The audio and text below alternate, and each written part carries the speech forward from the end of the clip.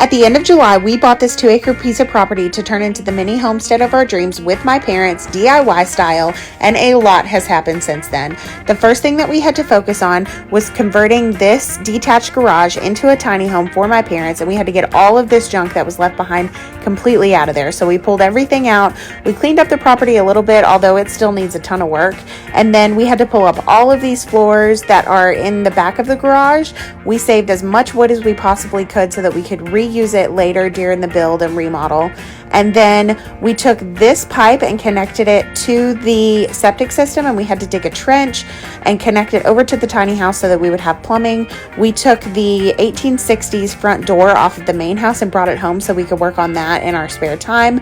We framed out all of the walls on the floor and then connected them after they were built on the floor, and that worked out really well for us. I definitely think that was the way to go.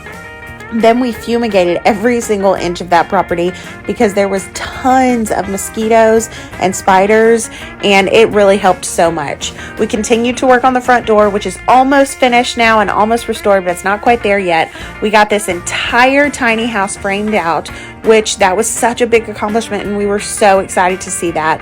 We cut a hole in the back so that we could put this exterior door that will eventually lead out onto a deck. We ran PEX lines so we would have plumbing. We ran electrical so we would have electric, and we put this window in the back. We have one wall that has insulation on it. We wrote scripture all over the walls, and finally put in this accent wall in the main living space, and that was such a cool thing to see a wall finally go up.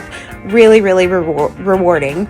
And we've done all of this while we're just living our normal lives. We all own businesses. I've got 2 kids. We've got ducks, chickens, a garden, real life around here. I share recipes on here, and we're just hanging out, and we have had so much fun in this chaos the last couple months, and we hope that you'll keep hanging out with us.